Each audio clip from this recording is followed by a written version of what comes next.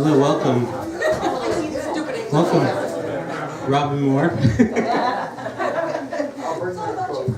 It's a Ghost Town Poetry Open Mic, celebrating our 8th anniversary here, and also sadly saying goodbye to Cover Books, but of course, Cover will be here a while longer, and so one of the things we're encouraging the poetry community to do is to help them clear their shelves before they have to box it all up. There are plenty of great books for sale, and we're going to kind of announce throughout the evening if there are people here who have people that are part of the Ghost Town community who have chapbooks still here or books for sale. They're on display back there, and we're gonna try to celebrate those people that have something for sale here. If we miss you somehow, also get your book and bring it up and wave it around, and we just want to yeah. And I think that what Mel told me is that on chapbooks, things that are not sold before the bookstore closes, they will go back to the author. So yeah, so keep that in mind. A way to both support your fellow poets and the bookstore at the same time is to take one of those great chapbooks home. So tonight for the open mic, we're going to start with our videographer, who we very much appreciate. All of my friends, or all my family, are on the East Coast, so when we're finished with one of these, we can tell them, go to YouTube and you can see all the fun that we've been having, and we really appreciate that she takes the time and energy to do this every month. Tiffany Berber-Schran.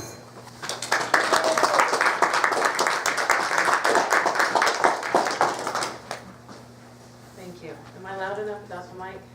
I don't really enjoy the mic. What? I'll talk really loud. Project. Yes, I can do that. I'm a mom. I have a mom voice.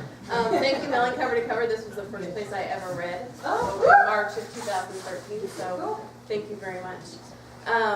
And Mike G says hello. He wasn't able to make it since he has to work, so he hated to miss being here.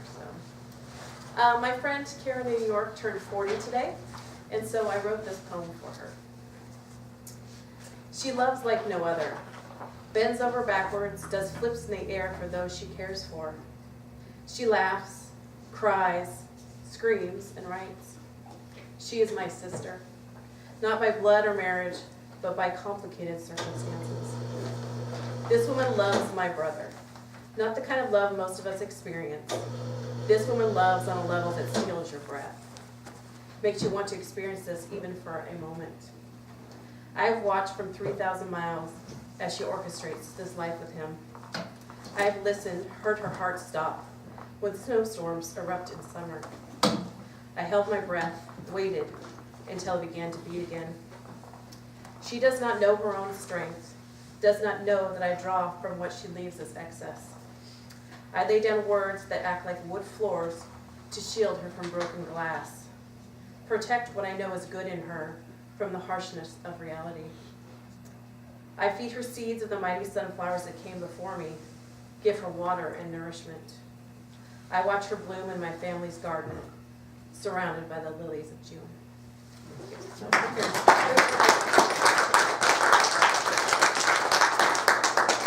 So this next one was actually a prompt. I just finished 365 days of writing. I'm glad that's over. Ended up with 398, so I'm never an overachiever, so I guess that was a good thing to overachieve. So this is a prompt for December 22nd called Breakfast at Tiffany's. It's a quiet summer morning. The sun is barely peeking over the tall trees of the Pacific Northwest skyline. Friends gather on the warm cedar deck, highlighted by the morning rays. Coffee is poured from the French press. My brother has prepared this. Tyler is a master at the French press art. Karen places the cream and the sugar and the raw upon the table. She also brings out the fresh squeezed orange juice, vodka, Jameson, and chilled champagne. The fruit salad has all the season's colors, summer's gift to our feast. The table is a smoked glass with a large umbrella that provides a little shade, protect our eyes from the morning brightness. French toast with powdered sugar arrives on a large Italian platter. Pure maple syrup is warmed by the heat outside. Breakfast at Tiffany's is an experience. Poets, artists, musicians gather at this table. Conversation flows with the rhythm of the beat poets. Here we sit, all in search of something. In the background, Coltrane's saxophone sings to the sway of the guests. Breakfast turns to brunch that turns to happy hour. Drinks flow along with the water cascading through the fountain that sits on the deck. We drink poolside as we cool our bodies below the sun that has colored our skin. By dusk we are toasted. Toasted skin, toasted thoughts, toasted from libations. We dance as dusk turns to night. We dance to all of it.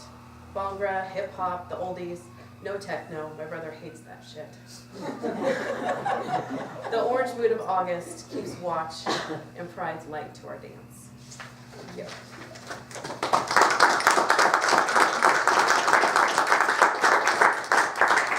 And my last one was another prompt.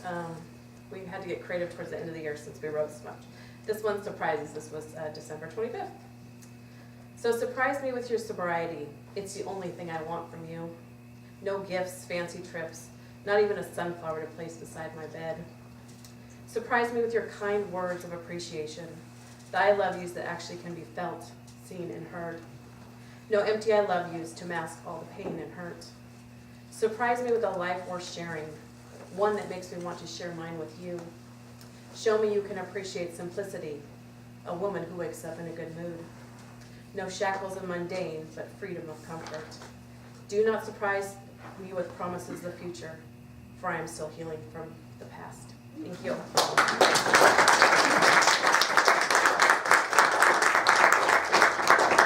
Thanks, Tiffany.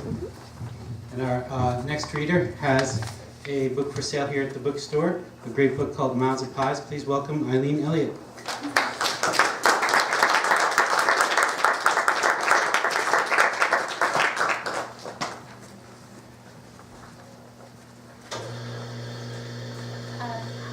I was thinking about what a kind of like a change of passing of one to another sort of a era or being a way of being, because we won't be here anymore, but we'll still be together. And I just got to thinking about all those issues of transformation and going from one place to another, and just kind of knowing that there's something bittersweet about that always. So I'm not sure why, but I was drawn to this part of this poem that I wrote a while back.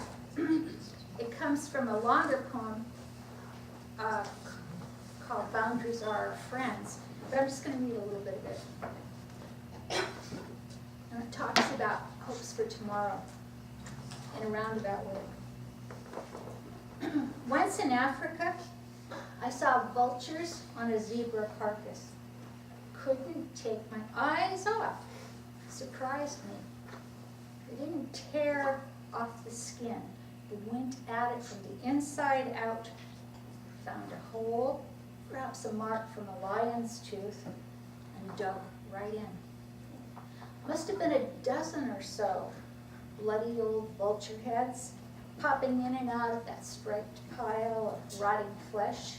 Skin pretty much intact, but the innards gone. Heart, liver, stomach, intestines, all taken, one savage bite at a time. That's me, a pile of bones, wrinkled skin, still a few hangers on, some cartilage here, a tendon there, good for another drop, a fingernail. I let those pieces go too easily. I should have put up a fight, posted big signs, permission to enter, to make requests of my soul and psyche. By appointment only, daytime hours, stay cold sober, only inebriation by loneliness is allowed. It could be worse.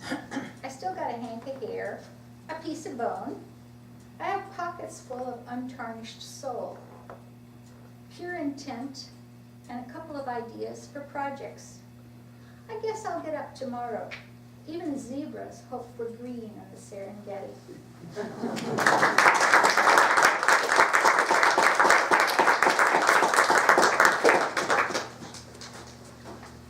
Our next reader has been coming to Ghost Town Poetry Open Mic since he was 4 years old, which is something that not a lot of people can say.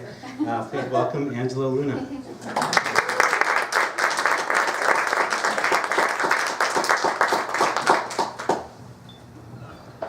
Do I need this? No? Alright. First, I'll say good luck to meddle in future ventures because you are a member of the Ghost Town community. And since I don't really consider this an end to anything, I just consider it more life, flow of life, I'm just going to continue with my regular stuff. This is called poker. They sit at the wooden table, breath and tattered shirts stained with the manly scent of a half-drank bottle of Kentucky bourbon. The light of the city shining through cracks in the boarded-up windows. The heat sometimes gets to the new players, their fragile souls tainted by the blazing madness that are the card sharks. It's a dark game of poker, where the cards are intrigue and revenge, and the chips are their lives. Men are all equal when gathered in this way. No personalities, no histories, just unrelenting, soul-crushing greed. This game is a succubus, a demon capable of stealing men from everything they love. Some men live strong, healthy lives. Some live weak, slowly deteriorating. But when the game ends, no matter how you've fared in life so far, the great equalizer will catch you. As the night progresses, each man will fall until there is only one left, untouched by the one thing that connects the rest of them, a bullet in their brain.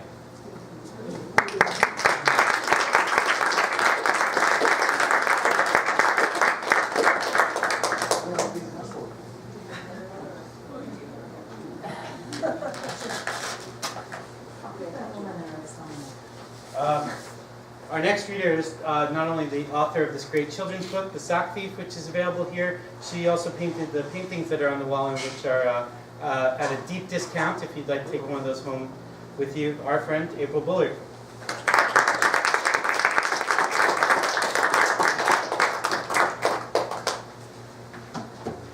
Let me see, I started reading here back when Mel was right next to Mojo. And we had to fight the sound of the music playing every Thursday night. Before the fire. Before the fire. In honor of the fog, I decided to read my poem River Fog that was first published in Shelter of Daylight back in the autumn of 2011. Venus stands guard in the eastern horizon, warning lovers of the approach of dawn. Hovering low in the western sky, the waning moon releases a yawn. Dawn spreads her veil across the sky, a soft dome of impenetrable blue that dispels our dread of the dark unknown with a sense we control all we view. Beams from the east streak across the land, scorching twixt trees along the bank. The stream striped and spotted in fiery gold, while long purple shadows remain dank. The river is not ready to shake off the night, and the current runs silent and bold. The sun's glare forces water spirits to rise, wispy phantoms exposed in the cold. They lift and twirl away from the light, gathering for shelter and shade.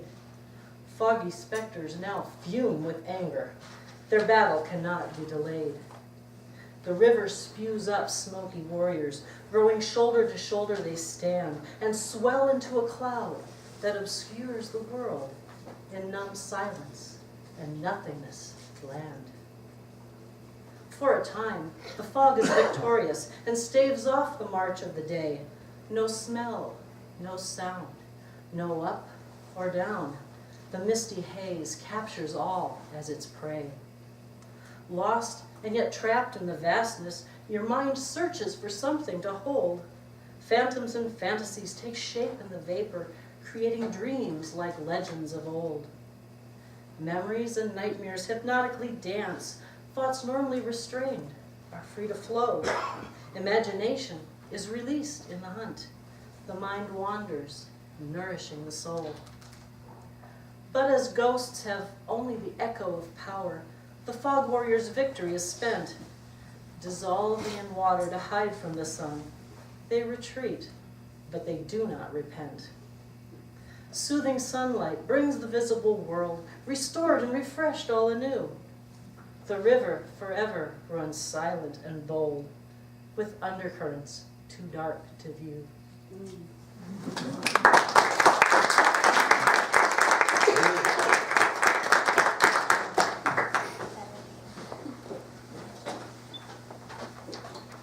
Since people are being really shy about the microphone, I thought I would show you that if you pinch this, you can also hold it and read your poem if that makes you more comfortable and you'd like to be heard a little bit. One of the things that I learned from Tracy Riley Kelly, who's my supervisor over at Clark College in the Mature Learning Program there, is that not everybody would like to let you know that they have trouble hearing. So what we practice over there is trying to amplify our voices as often as possible, knowing that there might be somebody out there who needs a little help. So if you're not shouting at the top of your lungs, try to use the mic if you can. And next we're going to hear from Diane Cameron.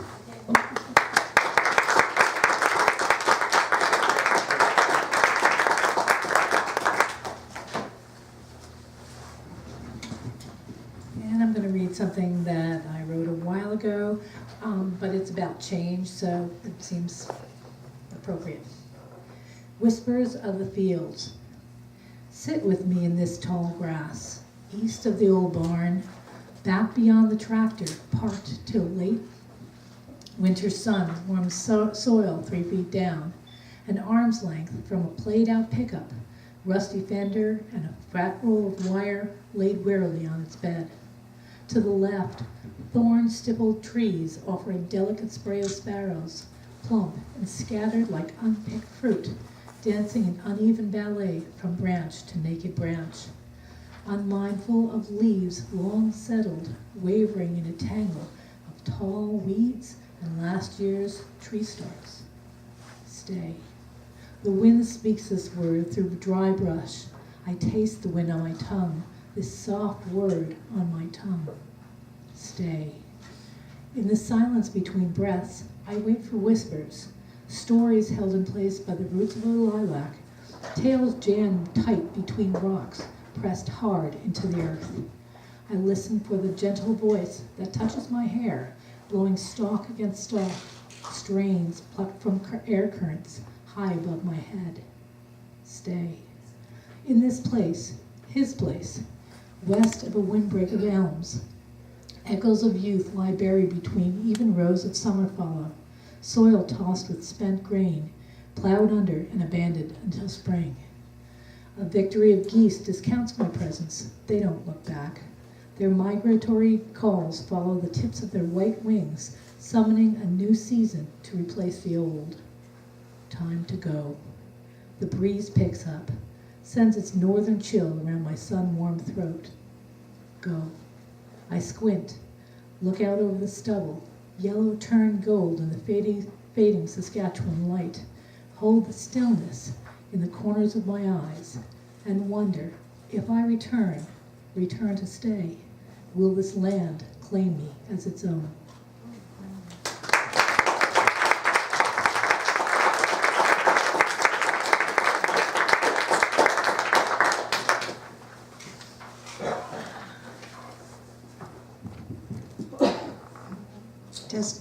Testing? What are you testing, dear? Testing to see if you were paying attention. I'm awake. Test, test, test, test. Is that better? What? Hello? Hello?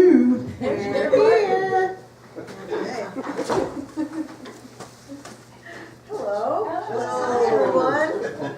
Are we giving up on the mic?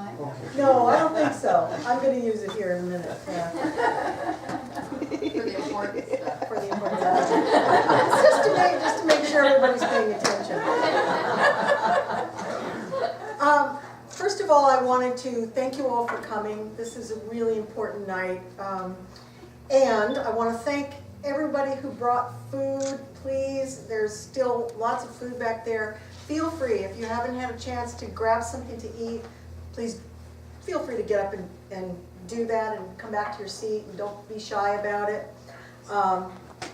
This is just a great night, so it's really nice to see all these faces. We're going to do a little bit more on the open mic. So I am here to announce once again, S&M.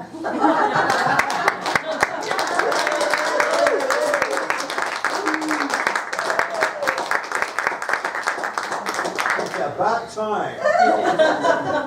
Hot shit. Are you left or now? One of you. That's it. It depends. Shades of gray. Hi. I'm very happy. I'm S. So we started coming BTF as opposed to ATF, which is alcohol, tobacco, and fire. Anyway. Of course, we were also here at DTF, which was during the fire. And Leah's here. Hi, Leah. Thank you for having us during the fire. It's kind of like, the stable in Bethlehem. So we were traipsing through the streets of Vancouver. Anyway, I have poems. Look at that. Oh, let's see here. This is apropos. 11 dumpsters at night.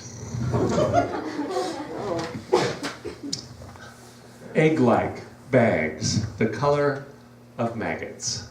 Hold the stuff that held the stuff. Rectangular containers labeled Neapolitan. A broken toaster. Furniture boxes from Sweden. A small carton imprinted 39 HP calculators. Alone in the corner, a box that held Christmas cards titled Cats in Windows. So far, this is all true. Grandpa used to cremate his trash in a rusted barrel, ash each package, liberate the emptiness inside them. A car full of people waits by this one. I prowl past, unwilling to be witnessed, digging for artifacts in an iron artifact, walled behind no trespassing signs. As if someone really wants these cages of security, bodies to be crushed in the earth.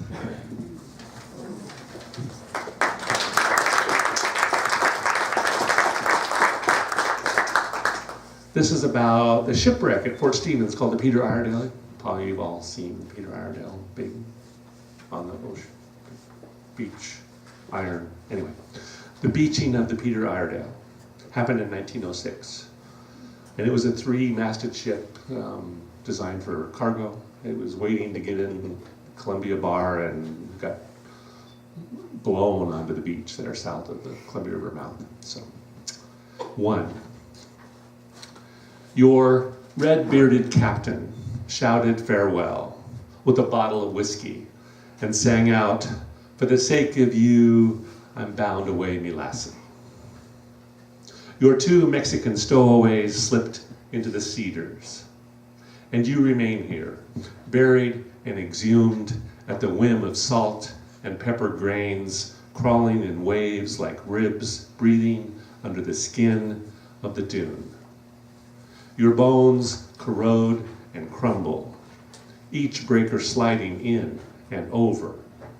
Your iron and rust lean out to sea, as though you were only resting here, waiting for the currents that imprisoned you in sand to take you back. 2. You are the weathered barn that never finishes collapsing.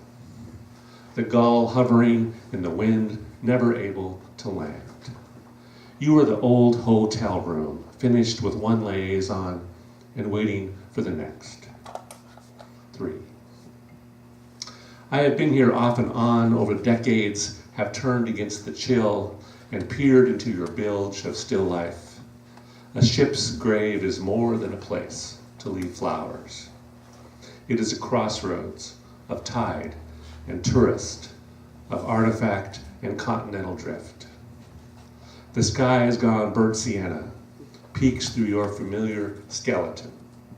I pull out my hotel key, fling it into the surf.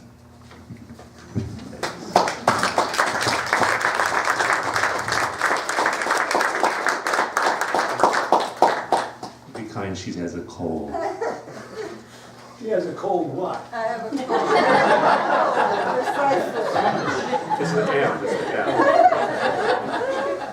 I'm going to stay away from the mic for the benefit of everyone who comes after me because I have some kind of horrible grunge, so I'm not even going to touch it. I was looking on Rattle's website and I came across, they do an ekphrastic challenge. This is their second one, and I came across this picture. In case you aren't familiar with ekphrasis, that's when one kind of artist does a piece of art in response to another kind of art. So a writer might write to a picture or a painting or a sculpture, something like that. So this was, probably those in the back can't see this, but I'll try and describe it.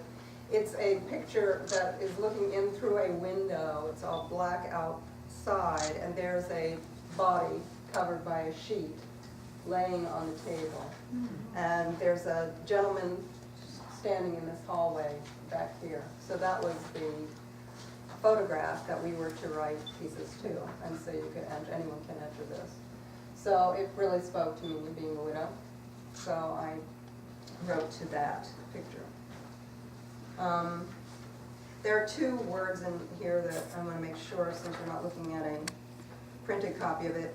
There's in here, and that's I-N-N, like a hotel inn. And then there is vitiligo, which, if you're not familiar with that, is a skin condition. It's benign. It just, you will lose pigment in kind of an uneven way. In fact, yes, I was just going to say, there's rumored that Michael Jackson had that, and that's why he wore the makeup and so forth. It just leaves you mottled. It's not harmful in any way. So this is called Clean White Sheets. I asked to be left alone with you. They weren't happy about it. But who's cruel enough to argue with the widow? One of them hangs like a painting in the hallway for quite a while before he huffs and reluctantly goes.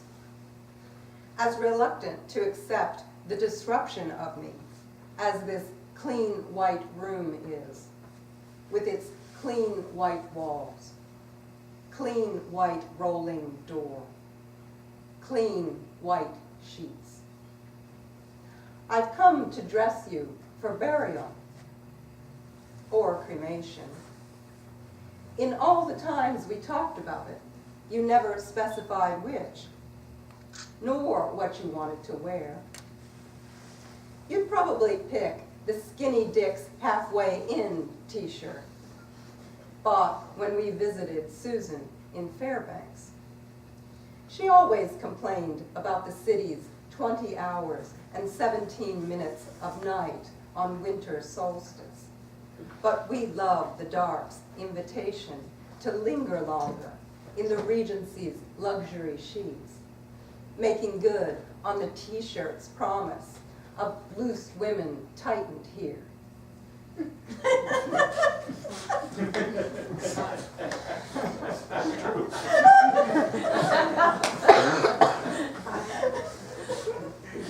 And if I dressed you in it, what would I wear to bed on those nights I needed to make you laugh?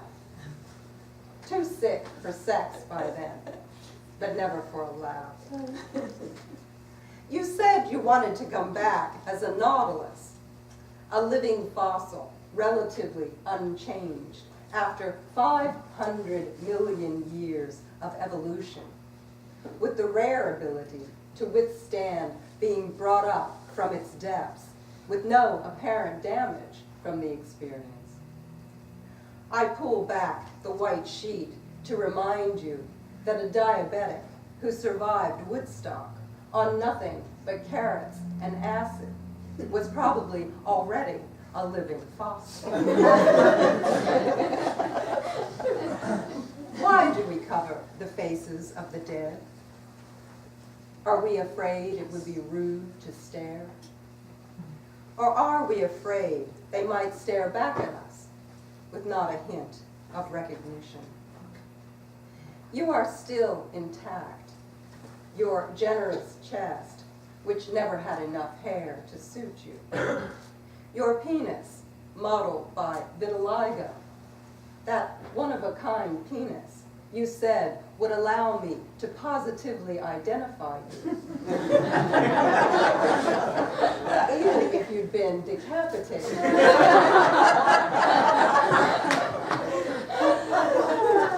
But you haven't been. Your head is here. Everything I've ever wanted is here. Surprisingly unchanged, even after what seems like 500 million years of marriage.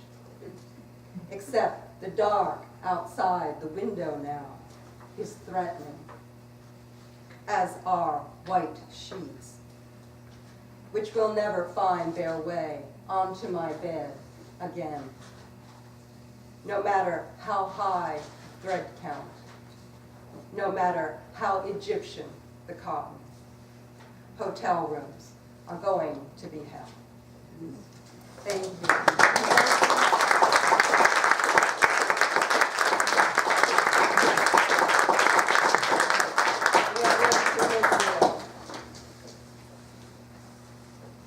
And I must say that there's another person with a book for sale tonight. One copy left, and that would be M. So, It's great too, I own one, yes, it is. Absolutely fabulous book. Next, we're going to hear from, oh, nice, Carol McCarthy. Carol, come on up.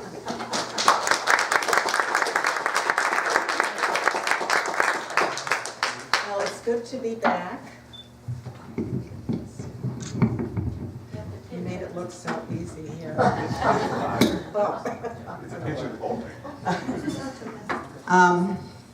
Many of you know who I am. My husband, late husband, Jack McCarthy, became a well-known spoken word poet.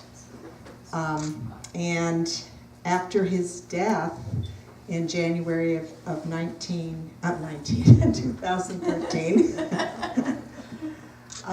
it took a while. You know, I came here almost right away, you know, because you know, I just felt very welcomed here, and it was a way to remember Jack. And now it's been a while, and I've redesigned his website, and I've sent a lot of publications to an editor.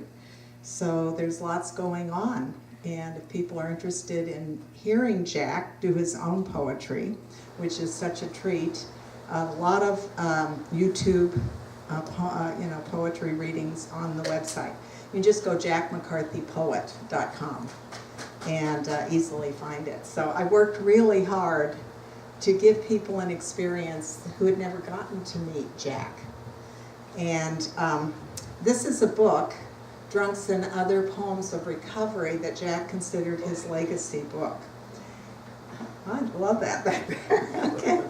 And he was editing this book and didn't tell me really when he was dying. You know, I mean, the hospice nurse said, I don't think he's going to make it past November. And he looked at me and said, yes, I will. And in December, he finished editing the book. And then in January, he died. So he never got to see the book. He did get to see what it would look like. And it sold over 500 copies with him not being alive. And that's a lot for poetry. And it continues to sell. It's on Kindle. It's just really exciting. And it touches the people who have been affected by addiction. And Jack was starting to read his poem Drunks, which I'm not going to read tonight, but it is on the website, to audiences, every kind of audience, because he said everybody has somebody that is affected by addiction.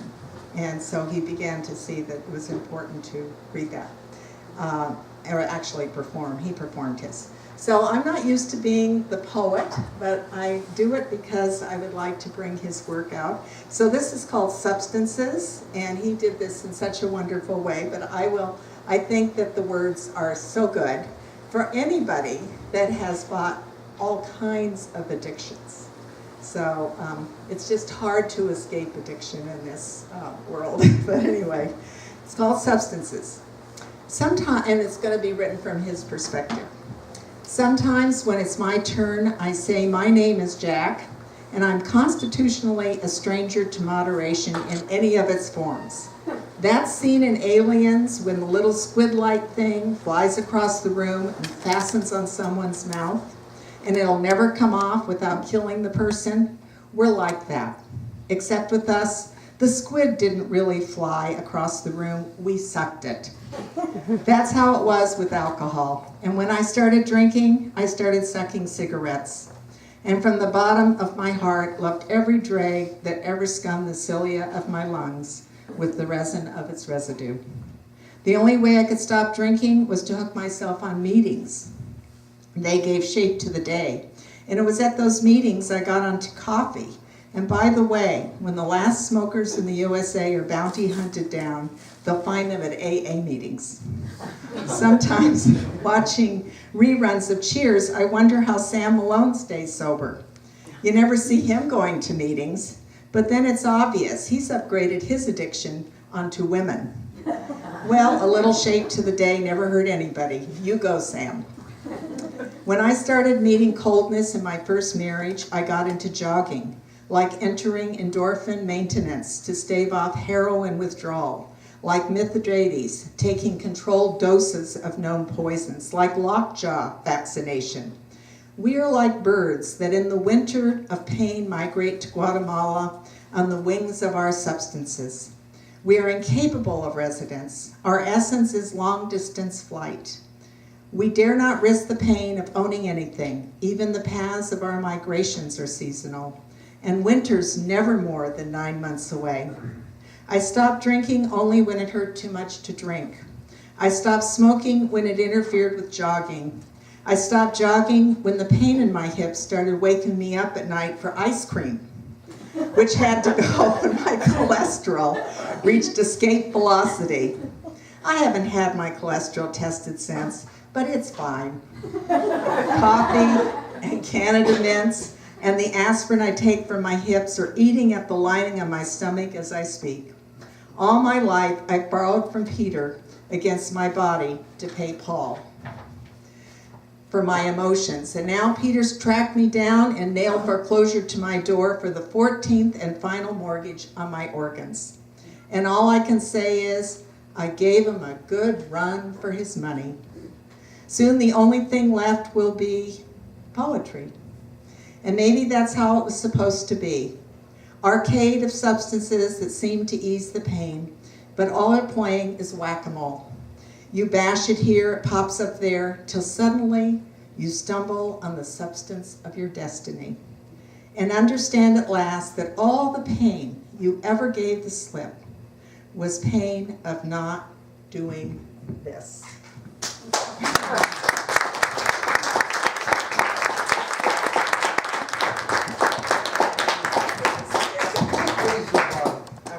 Squeeze the bottom clip. All right. Good job, an amateur reporter. Yes, and Jack was a friend of the series, a member of the Ghost Town community. He came as a feature. Tony and I went up to the Burning Word Festival on Whidbey Island, and we're just blown away by Jack's performance. And then it became a life goal of mine to get him down here, and we did, and he did a fantastic job. So we're so grateful to you for keeping his work out there. Thank you. For your encouragement. And those of us who care about performance or are trying to increase or improve our own performance skills, you could do a lot worse than going onto YouTube and seeing how Jack did it. I think he was one of the best at it that I ever saw. And there's one where he does a whole series of poems, the Walden Pond one, and you can see how he worked the audience. So I like that one. So I don't know how you say thank you for 8 years of unflagging support. When the second owners of Ice Cream Renaissance got cold feet due to poems about vaginas and the Vietnam War, I went down the street.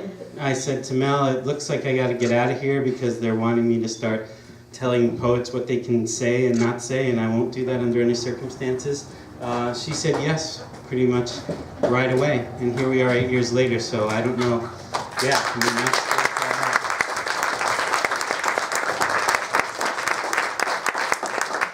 But since we know that neither Mel nor Mark are going to, they're not leaving us physically, just the store is going away. What I've really been focused on is it is a loss to this community to lose this bookstore because it's a great bookstore. So let's do what we can to support it. And I believe that it will actually be possible to buy some books after the physical bookstore has closed, so you can continue to support it even when something much more boring is in this space. I asked Mel if there was anything that I could sort of read in tribute to her, and she requested E. Cummings. E. Cummings is one of Mel's favorite poets, and she gave me a few choices of some of her favorite poems by E. Cummings, and one of them is called The Emperor. So let me read that to you now. 1. The emperor sleeps in a palace of porphyry, which was 1,000,000 years building. He takes the air in a howdah of jasper beneath saffron umbrellas, upon an elephant 12 foot high, behind whose ear sits always a crowned king, twirling an ankus of ebony. The fountains of the emperor's palace run sunlight and moonlight, and the emperor's elephant is 1,000 years old. The harem of the emperor is carpeted with gold cloth from the ceiling, 1 diamond timid with nesting incense. 50 marble pillars slipped from immeasurable height, fall, 50 silent. In the incense is tangled a cool moon. There are thrice 300 doors carven of chalcedony, and before every door a naked eunuch watches. On their heads turbans of 100 colors, in their hands scimitars like windy torches. Each is blacker than oblivion. The ladies of the emperor's harem are queens of all the earth, and the rings upon their hands are from mines a mile deep. But the body of the queen of queens is more transparent than water. She is softer than birds. 2. When the emperor is very amorous, he reclines upon the couch of couches and beckons with the little finger of his left hand. Then the thrice 300th door is opened by the tallest eunuch, and the queen of queens comes forth, ankles musical with large pearls, kingdoms in her ears. At the feet of the emperor, a cithern player squats with quivering gold body. Behind the emperor, 10 elected warriors with bodies of lazy jade and twitching eyelids finger their unquiet spears. The queen of queens is dancing. Her subtle body weaving, insinuating upon the gold cloth, incessantly creates patterns of sudden lust. Her stealing body expending, gathering, pouring upon itself, stiffens to a white thorn of desire. The taut neck of the Cythereid wags in the dust. The ghastly warriors, amber with lust, breathe together. The emperor, exerting himself among his pillows, throws jewels at the queen of queens and white money upon her nakedness. He nods, and all depart through the bruised air, aflutter with pearls. 3. They are alone. He beckons. She rises. She stands a moment in the passion of the 50 pillars, listening, while the queens of all the earth writhe upon deep rugs. E. Cummings.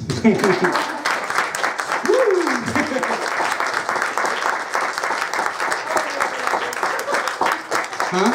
Great, I hoped you would do that one, but I gave you some options. Yes. I'm sure it surprises no one that that was the one that I picked. But so we weren't sure whether we knew that we were going to celebrate Mel tonight. We weren't sure whether we were going to get Mel up here tonight to read something, but she has agreed to read a little something. So let's please welcome and thank Mel Sanders.